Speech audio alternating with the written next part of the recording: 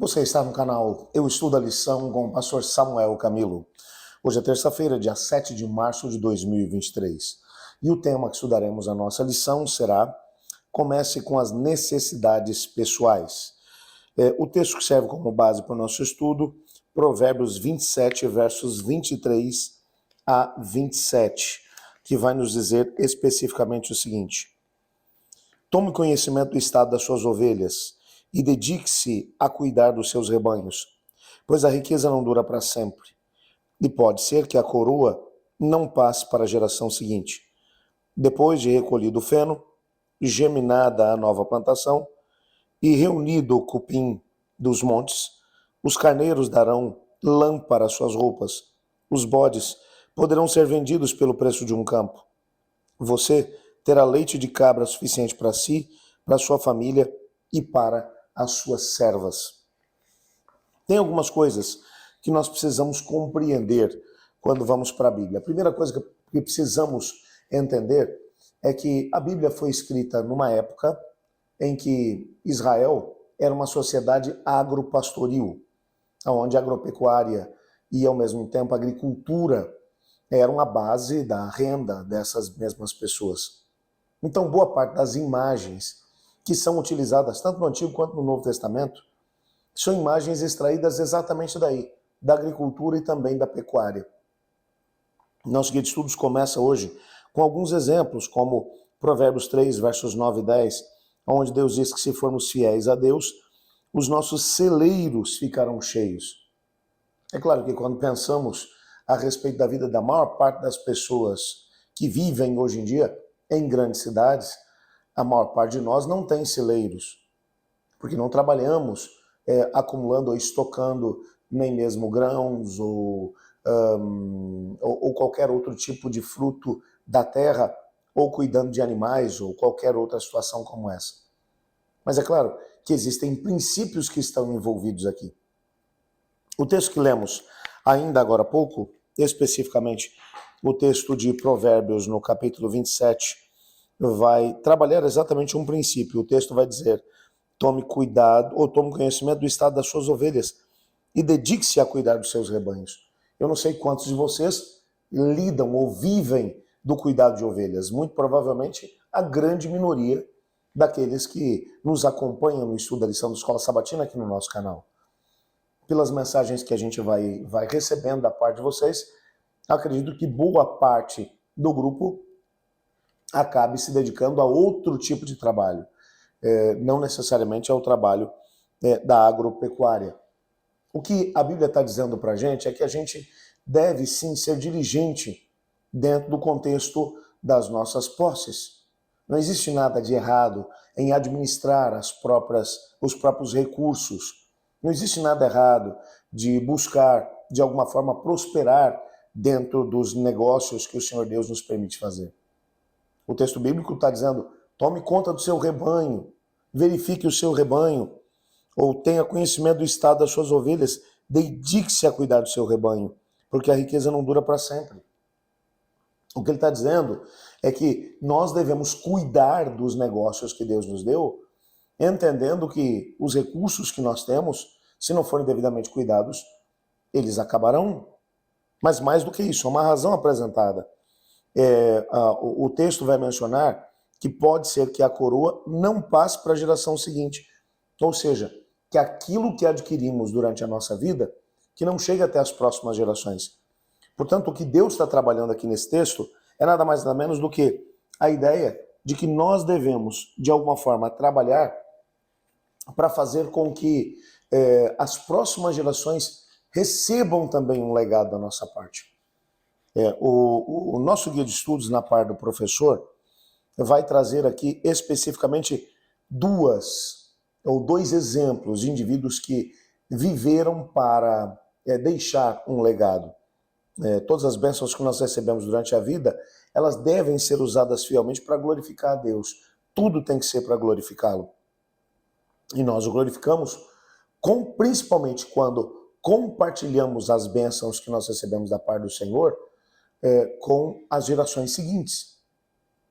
Há um texto de Gênesis capítulo 18, versos 17 a 19, onde o autor de Gênesis, provavelmente Moisés, ele vai trabalhar a seguinte ideia, de que Abraão foi escolhido porque Deus viu que ele, de alguma forma, iria instruir a sua família depois dele, para que pudessem continuar servindo ao Senhor, ainda que depois da sua morte. O fato é que quando Abraão faleceu, ele deixou esse legado. Ele trabalhou com o seu filho Isaac, e até mesmo com Ismael. Ellen White, no livro Patriarcas e Profetas, vai mencionar que Ismael, apesar de toda a influência que a sua mãe egípcia, Agar, acabou exercendo sobre ele, e apesar de toda a raiva, todo o ódio que ele tinha no coração durante boa parte da sua vida, mas lá no finalzinho da sua vida, ainda antes de morrer, ele se voltou para o Deus do seu pai. O que significa que Deus, ou os princípios que Abraão colocou no coração dos filhos, acabaram frutificando. Mesmo que, no caso de Ismael, tenha sido só lá no finalzinho da vida.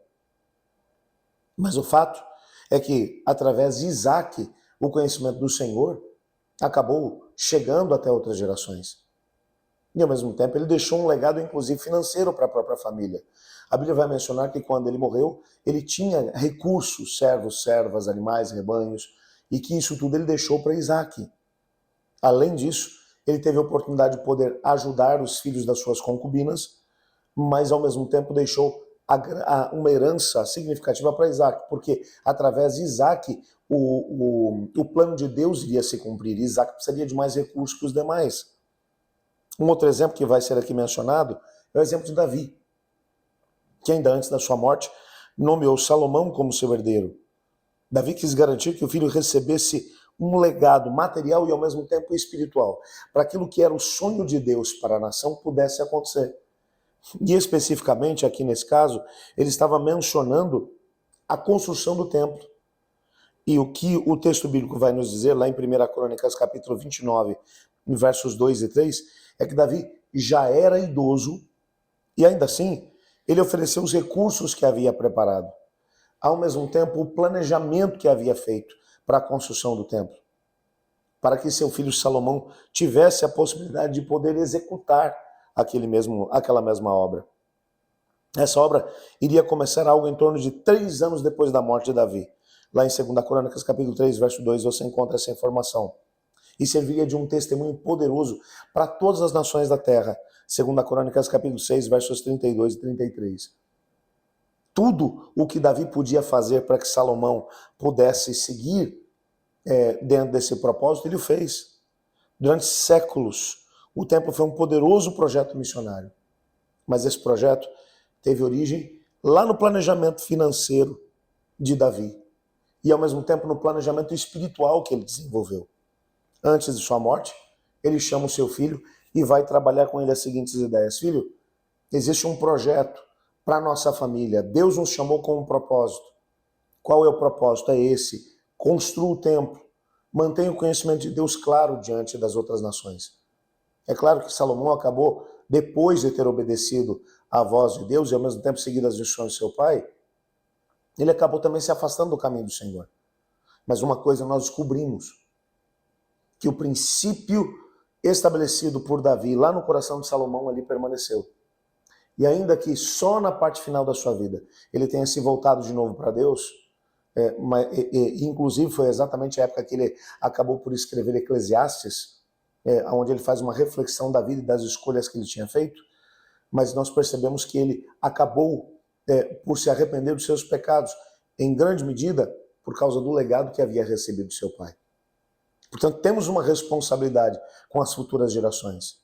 Se hoje nós não fizermos alguma coisa por eles, e Cristo Jesus não vier nos próximos anos, o que os nossos filhos oferecerão como legado quando o tempo deles passar? Muito daquilo que eles terão a oportunidade de oferecer estará atrelado àquilo que nós oferecemos a eles. Nessa perspectiva, eu gostaria de orar pedindo a Deus para que nos desse essa sabedoria, para prepararmos as novas gerações, para que eles sigam no caminho do Senhor e tragam grandes bênçãos também para esse mundo e, é claro, se preparem para o mundo por vir. Você sabe que aqui no nosso canal nós temos também uma comunidade de oração, queremos mantê-la. Já aproveito para poder te desafiar a orar, a escolher pessoas, pelo menos 5 temas, para que todos os dias você esteja orando por isso. Compartilha lá no chat os seus pedidos, mas ao mesmo tempo aqueles que você eleger para poder estar orando, coloca ali, olha, estou orando por você. Eu fiquei muito feliz hoje, ao dar uma olhada ali nos comentários, a irmã Aparecida Dável, ela havia pedido por uma família que tinha migrado para os Estados Unidos e que estava com muita dificuldade de conseguir um emprego onde eles pudessem guardar o sábado. Mas ela agora veio agradecer aqui no canal, porque esse casal já conseguiu um emprego e eles têm a possibilidade de poder guardar o sábado e manter-se fiéis a Deus. Louvado seja Deus. É isso que eu estou dizendo, quando oramos uns pelos outros, nós também temos a oportunidade de receber grandes bênçãos. Tenho aqui também a Márcia Cage, ela está pedindo uma oração especial, porque o marido dela migrou também para um outro país, para poder trabalhar. Ela havia feito um plano de poder seguir logo depois para lá junto com a filha, mas está com muito medo de dar esse passo. E ela está pedindo que nós aqui do nosso canal estejamos orando por ela, para que ela tenha a sabedoria de Deus, para que para ela as coisas fiquem tão claras que ela saiba exatamente o que fazer. Vamos orar por você, irmã Márcia. Vamos orar também pela Maria de Jesus. Ela está pedindo aqui um emprego para o seu filho, que já está desempregado há um bom tempo. Vamos orar aqui também pela Naidli, que está orando para que o esposo possa voltar para os caminhos do Senhor. E ao mesmo tempo para a Nelma Gomes. Ela pede uma oração especial por sua família. Nós vamos orar por todos esses pedidos, clamando a Deus para que Ele possa intervir na vida das pessoas aqui mencionadas e ao mesmo tempo de todos os demais pedidos que foram mencionados dentro do nosso chat. Ore comigo. Obrigado, Senhor, por Tua palavra e porque através dela descobrimos que o Senhor responde às orações. Alguns pedidos foram aqui mencionados, gratidões foram aqui externadas. Pedimos que o Senhor possa ouvir cada pedido e responder de acordo com a Tua vontade. Nós cremos, Senhor Deus, que o Senhor pode, que o Senhor quer fazer a Tua obra na vida dos Seus filhos. Ajuda-nos a podermos viver essa mesma experiência e ver a Tua bênção alcançar os nossos irmãos e irmãs. Pois é em nome de Jesus que oramos. Amém.